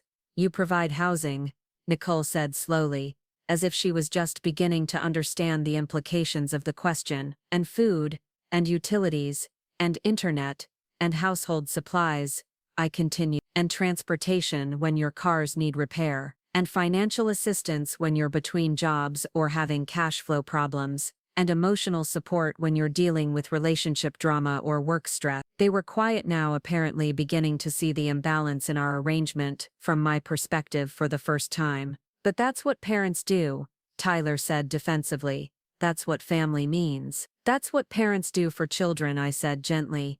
You're not children anymore. You're adults who should be managing your own lives and responsibilities. Marcus cleared his throat and tried to regain control of the conversation. Mom, we understand that you might be feeling overwhelmed or taken for granted, and we're willing to make some changes to address those concerns. We could contribute more to household expenses, help more with maintenance, be more considerate about shared spaces. More considerate about shared spaces. After 3 years of treating my home like their personal domain, Marcus was now offering to be more considerate if I would agree to continue providing free housing indefinitely. What kind of contributions are we talking about? I asked, curious to see what they considered fair compensation for room and board in a nice suburban home. Marcus consulted his folder again. We were thinking maybe $200 each per month to help with utilities and groceries. $200 each per month, $600 total toward the mortgage, utilities, insurance, maintenance, and groceries for a house that cost me nearly $3,000 monthly to maintain. They were offering to pay roughly 20% of the actual costs of supporting them, and they seemed to think this was a generous proposal. And in exchange for this contribution, I said, you would continue living here indefinitely. Well, not indefinitely, Nicole said quickly. Just until we're all in better financial positions to move out on our own. Better financial positions.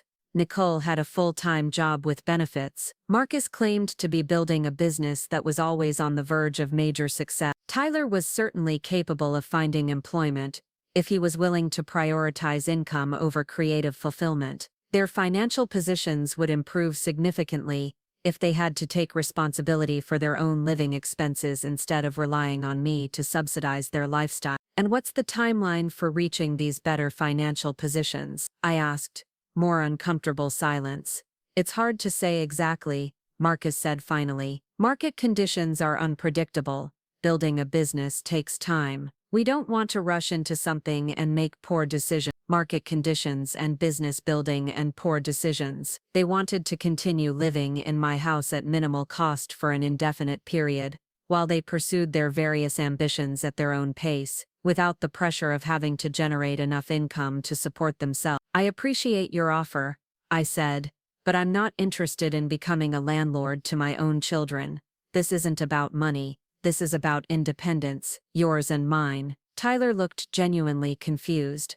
But why do you want us to be independent if we're happy living here? Why are you trying to break up the family, breaking up the family? As if asking adult children to live independently was somehow destroying our relationships rather than allowing them to mature into healthier, more balanced dynamics. I'm not breaking up the family, I said. I'm encouraging you to become functional adults. There's a difference. But Mom, Nicole said, her eyes filling with tears, this feels like you're choosing David over us, like you're prioritizing your boyfriend over your own children. David, who had never asked me to choose anything, who had never even suggested that my living situation was problematic, who treated my children with polite respect on the few occasions our paths had crossed. This has nothing to do with David, I said, for what felt like the 100th time. This is about me wanting to live in my own house without feeling like a support staff for people who are perfectly capable of supporting themselves. Marcus tried one more approach, pulling out another paper from his folder. We also looked into the legal aspects of this situation. Did you know that in some states, adult children who have been living in the family home for extended periods have certain rights? You might not be able to just evict us without going through formal legal proceedings. Legal proceeding? Marcus was threatening to fight my eviction notice in court, apparently believing that his right to free housing trumped my right to autonomy in my own home. Are you threatening to sue me for asking you to move out of my house? I asked, keeping my voice level despite the surge of anger I felt. We're just saying that you should consider all the implications before you make a decision you might regret, he said, backing down slightly from the implicit threat. And we're saying that we love you and want what's best for you, Nicole added, even if you can't see it right now. What's best for me, as determined by people who had been taking advantage of my generosity for months or years without apparently giving any thought to what I might want or need for myself. I looked at my 3 children, all of them adults with college educations and functional brains, all of them apparently convinced that their comfort and convenience should take priority over my autonomy and happiness. All of them so focused on maintaining the status quo that they couldn't see how unfair and unsustainable our current arrangement had become. I need you to leave my room now, I said quietly, and I need you to understand that my decision is final. You have 45 days to find other living arrangements. I will help you with practical logistics if you want my assistance, but I will not change my mind about the timeline. They filed out of my bedroom slowly, clearly disappointed that their intervention had not achieved the desired result. After they left, I could hear them in Marcus's room, their voices rising and falling in animated discussion about what to try next. I picked up my book and tried to return to reading, but my concentration was broken. The conversation had clarified something important for me, that my children weren't just reluctant to leave because change was difficult or because they were genuinely concerned about my welfare.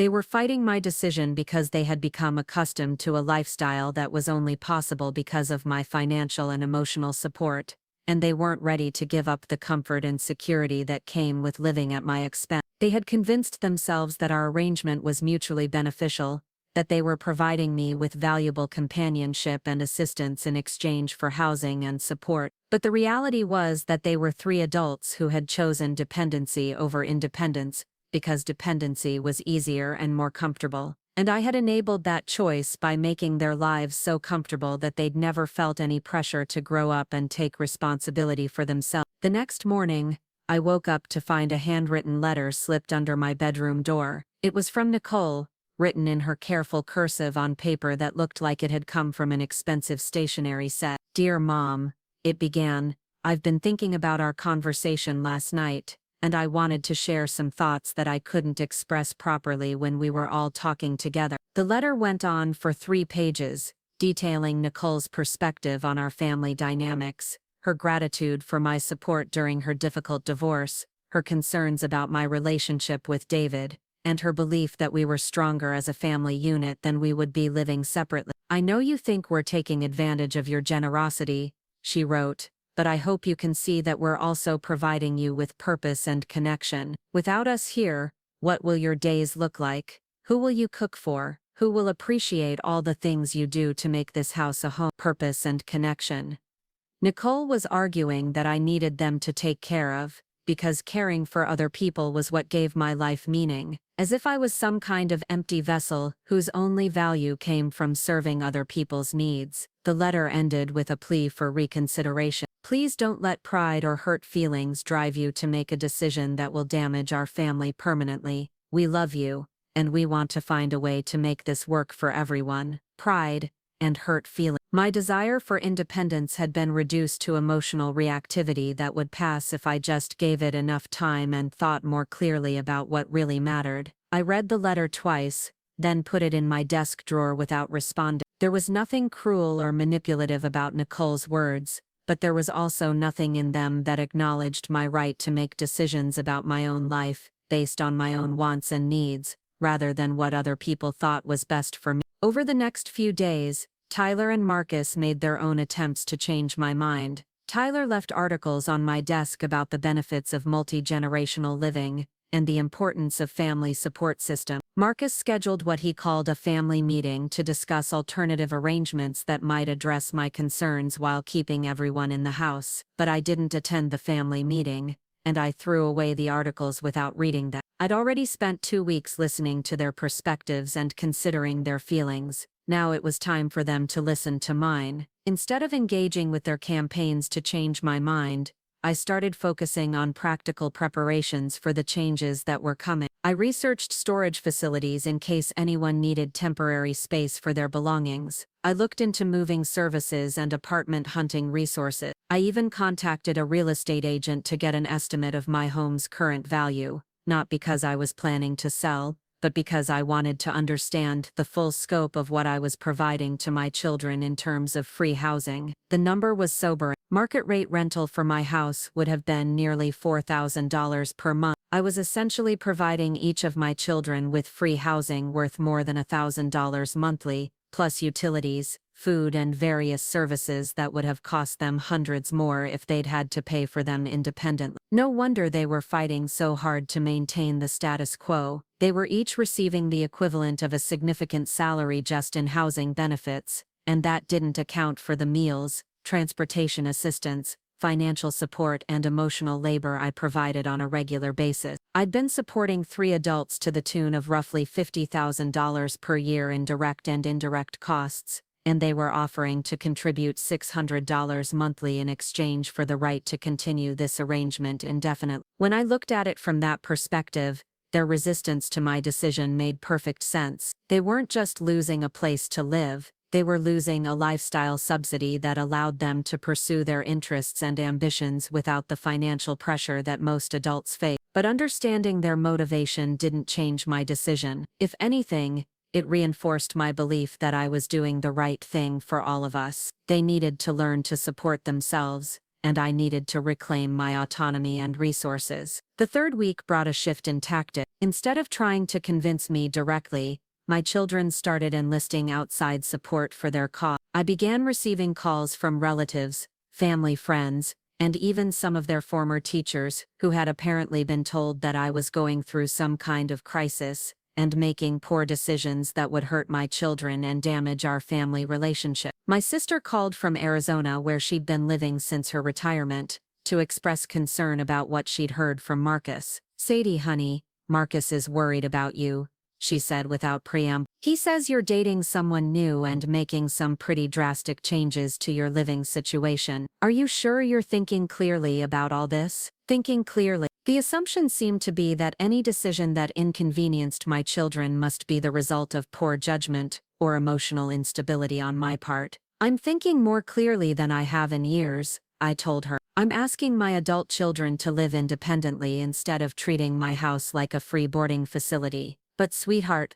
they're your babies, family takes care of family, and what's wrong with having them close by? When you get older you might need their help." My babies, who were 32, 30 and 24 years old respectively, family taking care of family, which seemed to flow only in one direction in our household. Getting older and needing help, as if I was currently decrepit rather than a healthy 57-year-old woman with decades of active life ahead of her. "They're not babies anymore," I said. "They're adults who should be building their own lives instead of living off mine." My sister sighed like I was being unnecessarily difficult. "I just hope you know what you're doing, and I hope this David person is worth potentially damaging your relationships with your children." After I hung up, I realized that my children had managed to frame the entire situation as being about David rather than about their own dependence and my desire for independence. They'd convinced people that I was choosing a boyfriend over my family rather than asking adult children to take responsibility for their own lives. It was a narrative that cast them as victims of my poor judgment,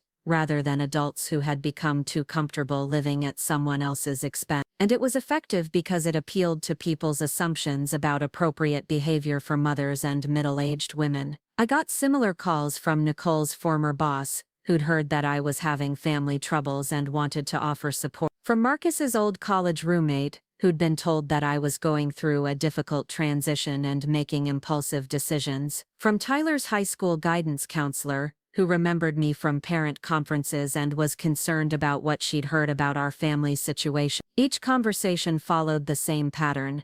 The caller would express concern about my decision, suggest that I might be acting rashly, and encourage me to reconsider for the sake of family harmony. None of them seemed to question whether it was appropriate for 3 adults to be living rent-free in their mother's house with no timeline for independence. The calls were frustrating, but they also made me realize how effectively my children had mobilized a support network to pressure me into changing my mind. They'd spent considerable time and energy reaching out to people from our extended community, explaining their version of the situation, and asking for help in convincing me to reverse my decision. The irony was that they'd put more effort into fighting my eviction notice than they'd put into finding jobs or apartments. They demonstrated organizational skills, persistence and strategic thinking that could have been applied to building independent lives if they'd been motivated to do so. But they weren't motivated to become independent, because independence would require them to give up the comfortable lifestyle they'd built on the foundation of my support and generosity. By the 4th week, their tactics shifted again. Instead of trying to convince me or mobilize outside pressure,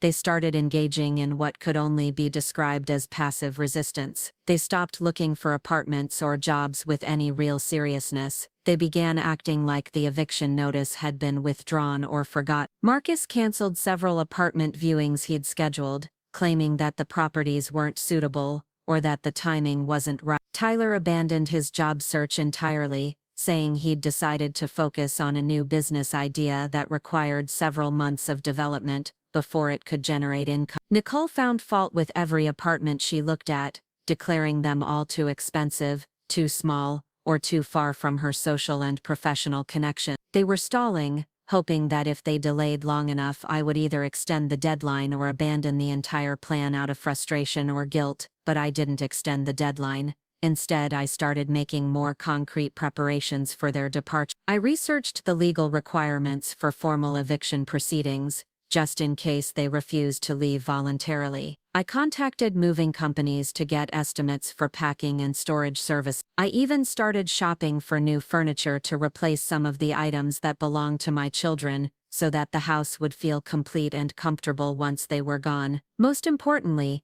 I started planning what my life would look like once I had the house to myself again. I made a list of projects I wanted to tackle, places I wanted to visit, activities I wanted to pursue. For the first time in years, I started thinking about my own interests and goals rather than just managing everyone else's needs and schedule. I wanted to turn Marcus's room back into the home office it had been before he moved in, complete with proper lighting and organization systems for my work materials. I wanted to reclaim Tyler's space as a proper guest room for when friends or relatives came to visit. I wanted to use Nicole's former room as a craft space, something I'd been thinking about for years but had never had the room to set up. I also wanted to travel with David, something we'd discussed but had been difficult to arrange because I'd felt obligated to be available for whatever emergencies or needs might arise with my children. I wanted to host dinner parties without worrying about whether the noise would interfere with someone's gaming or business calls. I wanted to redecorate according to my own tastes, rather than trying to accommodate everyone else's preferences and possessions. For the first time in years, I started thinking about my house as my home rather than as a shared space that required constant negotiation and compromise. As the 1-month mark approached, my children's behavior became increasingly erratic and desperate. They alternated between pretending nothing was happening and making grand gestures designed to demonstrate their value as household members. Marcus suddenly became very helpful around the house,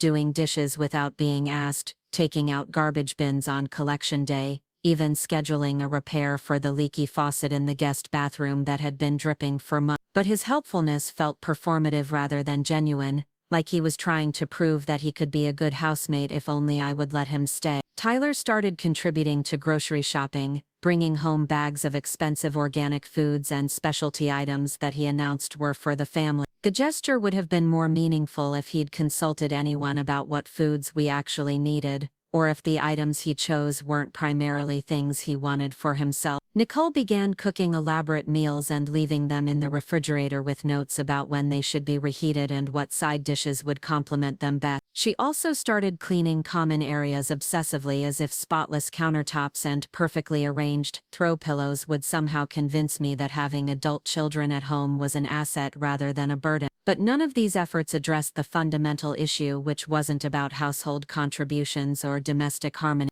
It was about my right to live independently, and their need to develop the skills and confidence that came with managing their own lives. The final week arrived with the kind of tense anticipation that precedes major life changes.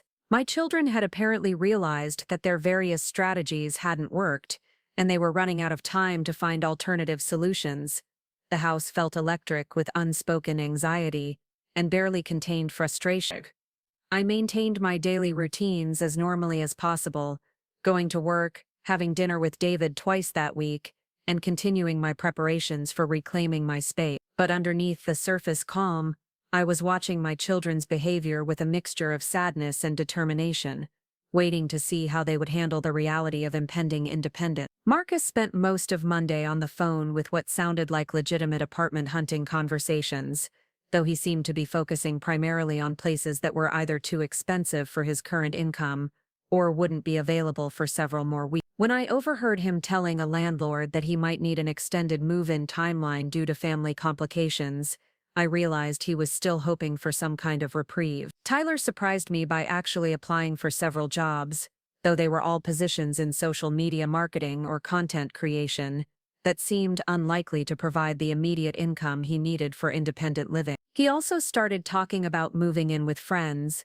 but the conversations I overheard suggested that his friends were no more financially stable than he was. Nicole had found 2 apartments that met her criteria, but she seemed to be stalling on submitting applications, claiming she was still weighing her options and wanted to make sure she was making the right choice. When I asked her directly about her timeline, she said she was planning to make a decision by Wednesday, which would leave her with less than a week to finalize arrangements and move out. On Tuesday evening, David came over for dinner, something that had become a weekly tradition but felt different now because my children knew that their time in the house was nearly over. They were all unusually present for the meal, gathering in the dining room with a kind of forced family solidarity that felt more like a performance than genuine togetherness. Marcus made polite conversation with David about engineering and municipal infrastructure, asking thoughtful questions and sharing relevant anecdotes from his business consulting work. Tyler actually put his phone away during dinner and contributed to the discussion about local politics and community development. Nicole complimented my cooking and David's wine selection,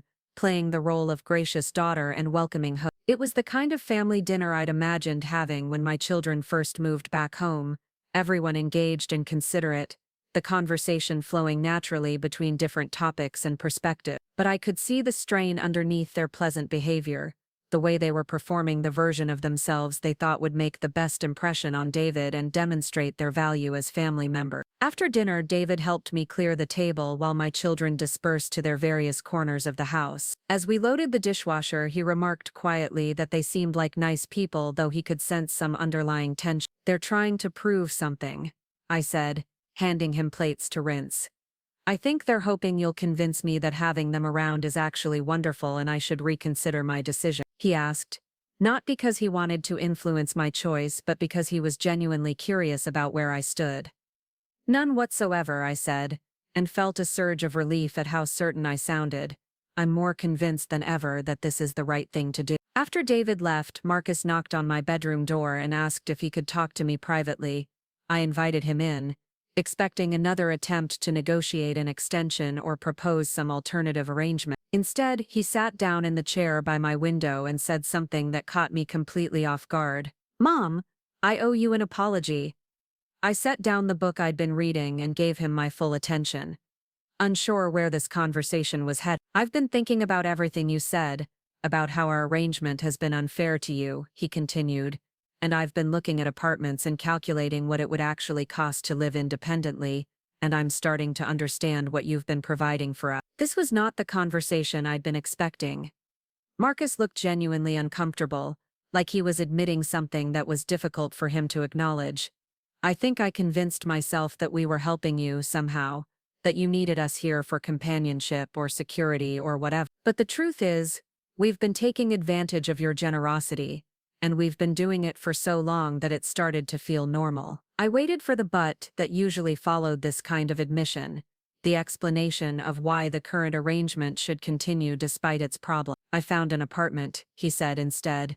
"It's smaller than I wanted and more expensive than I hoped, but it's available immediately and I can afford it if I'm careful with my spending. I'm going to sign the lease tomorrow." I felt a mixture of surprise and relief, along with something that might have been pride. Marcus had apparently done some genuine soul-searching and reached a mature conclusion about the situation. "That's wonderful," I said. "I'm proud of you for making this decision." "I should have made it years ago," he said. "I got too comfortable with the easy path, and I stopped thinking about what I actually wanted my life to look like as an adult." We talked for another half hour about his apartment, his business plans, and his thoughts about living independently for the first time since college. He seemed nervous but also excited, like he was rediscovering a sense of adventure and possibility that had gotten buried under the comfortable routine of living at home. Before he left my room, he said something else that surprised me. "I think David is good for you. Not because you need someone to take care of you, but because he treats you like an interesting person instead of just someone's mother. I hope I haven't made you feel like we don't see you that way too." Wednesday brought a minor crisis that tested everyone's resolve. Nicole's car broke down on her way to work, requiring a tow to the repair shop and leaving her without transportation for at least 2 days while parts were ordered and installed. In the past, this would have become a family emergency requiring me to adjust my schedule, provide rides, and probably help with the repair costs. Instead, Nicole handled it herself. She called a rideshare service to get to work, arranged for a rental car to cover her transportation needs, and dealt with the mechanic and insurance company without asking for my assistance. When Tyler offered to let her borrow his car, she thanked him but said she preferred to handle her own arrangements. That evening, she came to the kitchen while I was making dinner and announced that she'd submitted an application for one of the apartments she'd been considering. "I should hear back within 24 hours, she said. "And if it falls through, I have a backup option that I can move into this weekend." What changed your mind? I asked, though I suspected the car situation had been a wake-up call about the realities of managing adult responsibility. I realized that I've been putting off making a decision because I was hoping you'd change your mind, she said. But I also realized that part of me wants to have my own place again. I miss having my own kitchen and my own schedule, and not having to coordinate with other people about household decisions. She paused, stirring the sauce I was making with a thoughtful expression. And I think maybe I've been afraid to admit that living here wasn't really working for me either. It felt safe and familiar, but it also felt like I was stuck in a holding pattern instead of moving forward with my life. Nicole's apartment application was approved Thursday morning, and she scheduled her move for Saturday. Marcus confirmed his lease signing and arranged for movers to help him relocate his belongings on Sunday. Tyler was the only one still scrambling for solutions,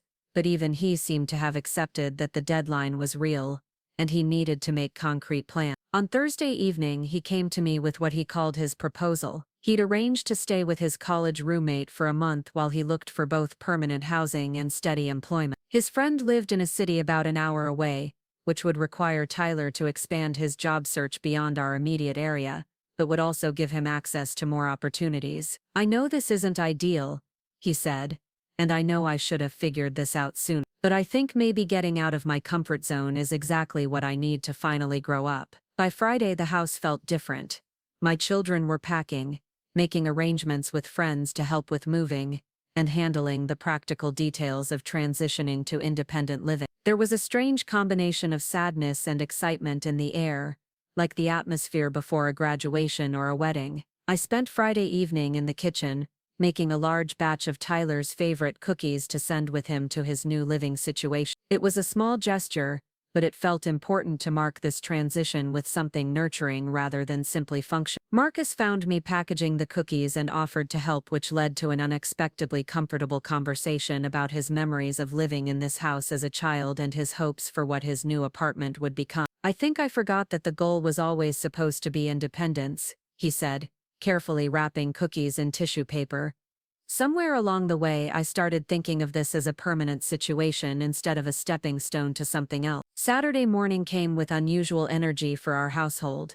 Nicole was up early, organizing her belongings and coordinating with the friends who'd volunteered to help her move. Marcus was loading boxes into a rental truck with the efficiency of someone who'd thought through the logistics carefully. Tyler was creating what appeared to be a comprehensive inventory of his possessions, probably because he'd never had to keep track of everything he owned before. I made a large breakfast for everyone, partly because it felt like the right thing to do, and partly because I wanted one last family meal in the house we'd all share. The conversation was lighter than it had been in weeks, with my children sharing stories about their new living situations and making plans for staying in touch. You know, Nicole said as she loaded her plate with scrambled eggs, I'm actually looking forward to having my own space again. I love you guys, but I miss being able to walk around in my underwear without worrying about running into anyone. I'm excited about having my own kitchen, Marcus added.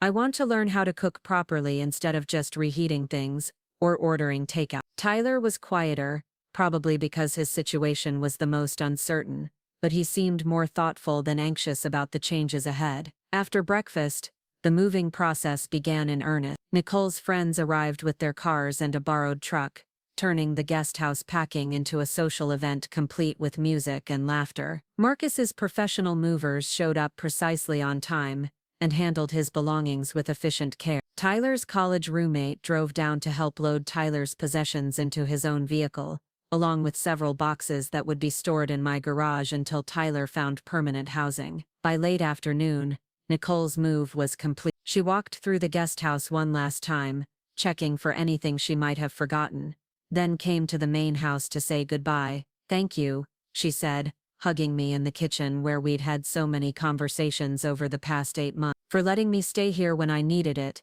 and for pushing me to move forward when it was time. I'm proud of you, I told her, and meant it completely. You handled this transition with grace and maturity. After Nicole left, Marcus finished loading his truck and completed his own final walkthrough. His goodbye was more emotional, partly because he'd been living at home longer and partly because he seemed to understand more fully what this change represented for all of us. I know I fought this decision, he said as we stood in the driveway next to his loaded truck, But I think you were right. I needed to be pushed out of my comfort zone, and I needed to remember that being independent doesn't mean being alone. Sunday morning was quieter, with just Tyler and me in the house that would soon be mine alone. His departure was scheduled for late morning, after he finished packing his remaining belongings and completed some final errands in town. We spent the morning working together to move furniture back to its original locations and remove the makeshift room dividers and storage solutions that had accumulated over the years of multiple people sharing the space. It was satisfying work, like restoring something to its intended purpose after a long period of adaptation. Tyler's college roommate arrived around noon, and the loading process was quick and efficient, since Tyler had already sorted through his belongings and packed everything carefully. As they prepared to leave, Tyler seemed nervous but also genuinely excited about the adventure ahead. "I'll call you when I get settled," he promised, loading the last box into the car, "and I'll let you know as soon as I find a job and a permanent place." "Take your time," I said, "but not too much time. I believe in you, but I also expect you to believe in yourself." After they drove away, I stood in my driveway looking at my house and feeling something I hadn't experienced in years: complete ownership of my own space. No one else's schedule to consider, no one else's preferences to accommodate, no one else's emergencies to manage. I walked through each room slowly, noticing how different everything felt without the accumulated possessions and presence of 3 additional adults. The house seemed larger and quieter, but also more peaceful and more authentically mine. In what had been Marcus's room, I could already envision the home office I wanted to create, with proper filing systems and a comfortable chair for reading professional material. Tyler's former room looked perfect for the guest space I'd been imagining, somewhere friends and relatives could stay comfortably when they visited. The guest house was completely empty, waiting for me to decide how I wanted to use the space now that it was truly mine again. That evening, David came over for dinner, and for the first time since we'd been dating, we had complete privacy in my home. We cooked together in my kitchen without worrying about anyone else's meal preferences or dietary restrictions. We ate at my dining room table without feeling like we were performing for an audience or tiptoeing around family dynamics. After dinner, we sat on my back patio with wine and talked about the changes that had taken place over the past 60 days. David listened as I described the process of reclaiming my independence, the resistance I'd encountered, and the surprising growth I'd witnessed in my children once they'd accepted the reality of the situation. He asked, the same question he'd been asking throughout this process: "Free," I said without hesitation, and a little guilty about feeling free, which probably means I made the right decision. Why guilty? Because good mothers aren't supposed to be relieved when their children leave home. We're supposed to be sad and lonely, and eager for them to visit. David smiled and reached for my hand. Maybe good mothers are supposed to raise children who become independent adults, and then trust them to build their own lives while building their own. Monday morning brought a different kind of quiet to my house. I woke up without any sounds of other people getting ready for their days, without anyone using the bathroom I wanted to access, without the need to coordinate my morning routine around anyone else's schedule. I made coffee for one person. I used the kitchen without checking to see if anyone else needed access. I read the newspaper without interruption and planned my day based entirely on my own preferences and obligations. It was a small thing, but it felt revolutionary. At work that day, several colleagues commented that I seemed different, more relaxed and energetic than I'd been in months. When Janet Morrison asked about my family situation, I told her that my children had all moved out and were living independently. "How are you handling the empty nest?" she asked, clearly expecting me to express some sadness or difficulty with the transition. "I'm loving it,"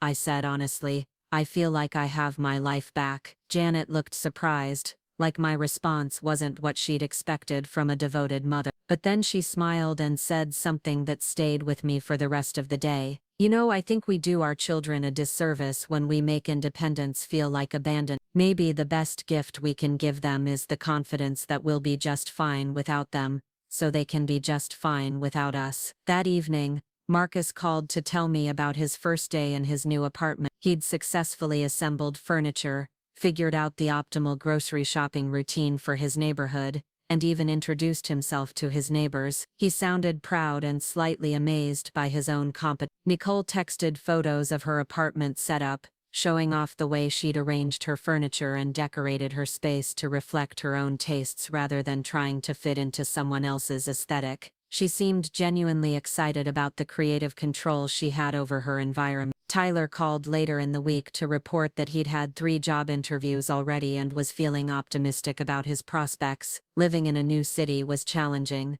but he was discovering capabilities and confidence he hadn't known he possessed. Over the following weeks, I settled into rhythms and routines that were entirely my own. I redecorated according to my personal preferences, choosing colors and furniture that made me happy rather than trying to accommodate everyone else's taste. I planned meals based on what I wanted to eat, cooked elaborate dishes when I felt like experimenting, and ordered takeout when I didn't feel like cooking at all. I started hosting dinner parties for friends and colleagues, something I'd avoided for years because my house had felt too chaotic and unpredictable with 3 additional adults living there. I took weekend trips with David without worrying about whether anyone at home needed anything or whether I should be available for emergencies. Most importantly, I rediscovered interests and ambitions that had been dormant for years while I was focused on managing everyone else's needs. I signed up for a pottery class I'd been wanting to take for years. I joined a book club that met monthly at a local coffee shop.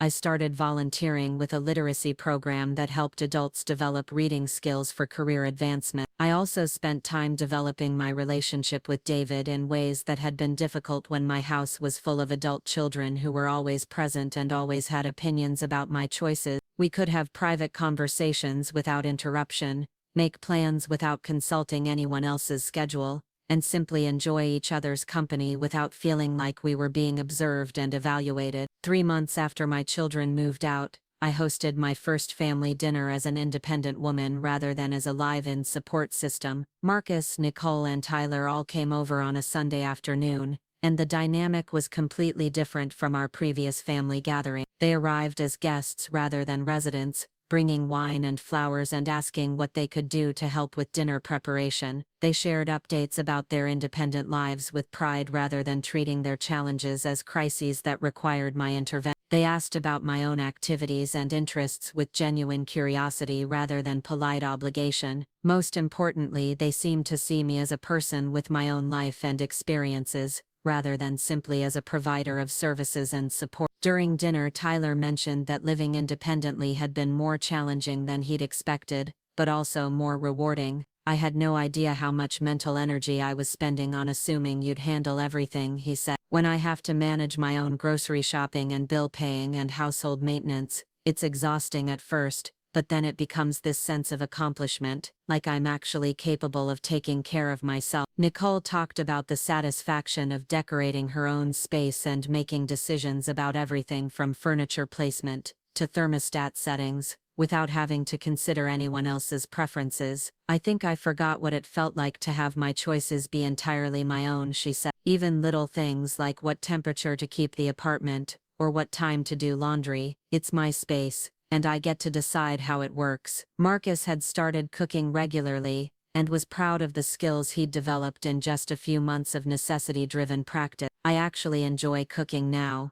he said. When I was living here, I never bothered to learn because you were always making meals, and it seemed easier to just eat whatever was available. But now that I have to feed myself, I've discovered that I like trying new recipes and planning menus. As I listened to my children talk about their experiences with independence, I felt a deep satisfaction that had nothing to do with missing them, or needing them to validate my worth as a mother. I felt proud of the adults they were becoming and grateful that I'd found the courage to push them toward this growth, even when it was difficult and uncomfortable for all of us. After dinner, we sat in my living room with coffee and dessert, and the conversation turned to my own changes and discoveries over the past few months. You seem different, Mom, Nicole observed, more relaxed, but also more engaged with your own life. Like you're not just managing everyone else's stuff anymore. I feel like I'm finally living my own life instead of just facilitating everyone else's, I said. I forgot how much energy it takes to be constantly available for other people's needs and emergencies. Marcus asked about my pottery classes, which he'd never shown any interest in when I'd mentioned wanting to try them while he was living at home. Tyler wanted to hear about the book club and the volunteer work activities that had been impossible to pursue when my schedule was constantly interrupted by requests for assistance or coordination. They also asked about David,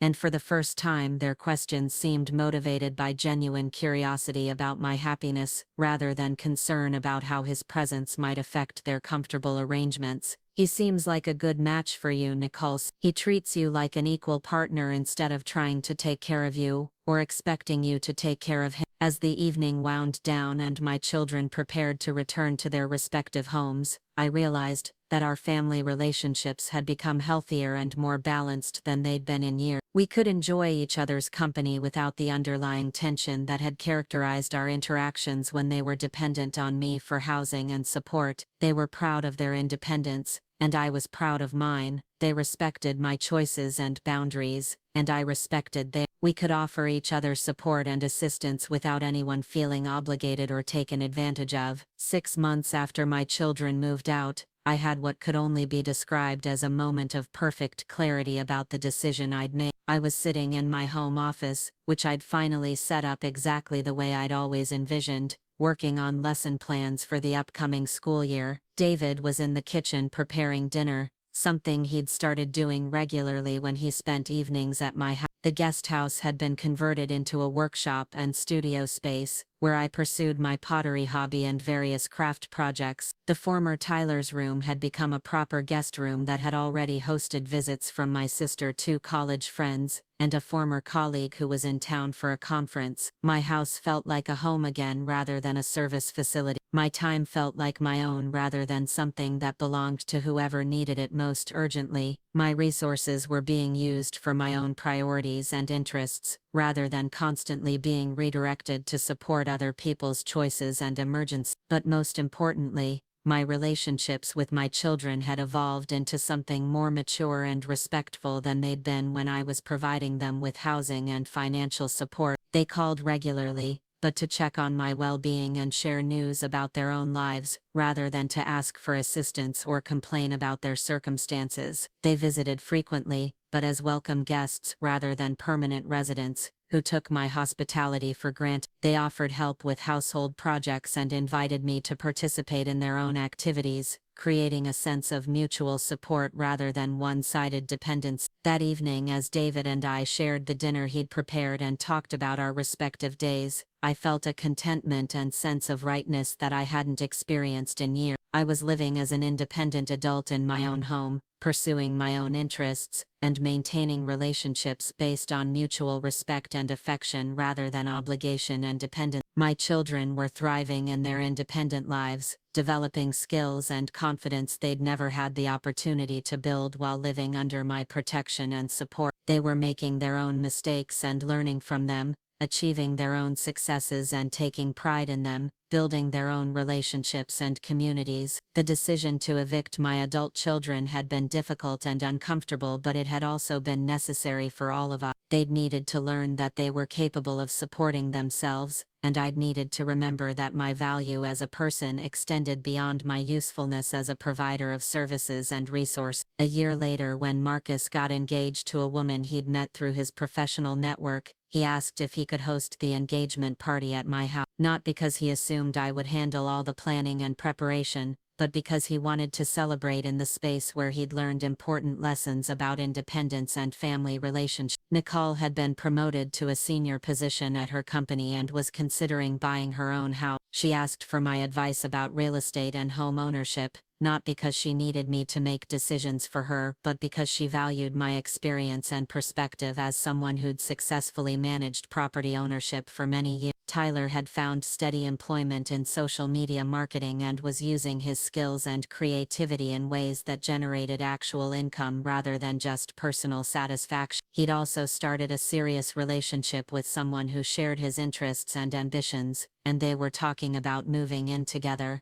All 3 of my children had become genuine adults, capable of managing their own lives and building their own future. And I had become something I'd forgotten I could be, a woman with her own life, her own interests, her own relationships, and her own sense of purpose that didn't depend on anyone else's need for my service. When people asked me about the decision to ask my adult children to move out, I always told them the same thing. It was the best decision I'd made in years, both for my own well-being and for my children's development and truly independent adults. Because sometimes the most loving thing a parent can do is refuse to enable their children's dependence, even when that refusal feels uncomfortable and difficult. Sometimes the greatest gift we can give our children is the confidence that they're capable of building their own lives, and the freedom to discover that capability through experience rather than theory. And sometimes the most important lesson we can teach our children is that our love for them doesn't require us to sacrifice our own autonomy and happiness for their comfort and convenience. My house was quiet now, but it was the quiet of peace and contentment rather than loneliness or emptiness. My life was my own now, and it was exactly the life I wanted to be living.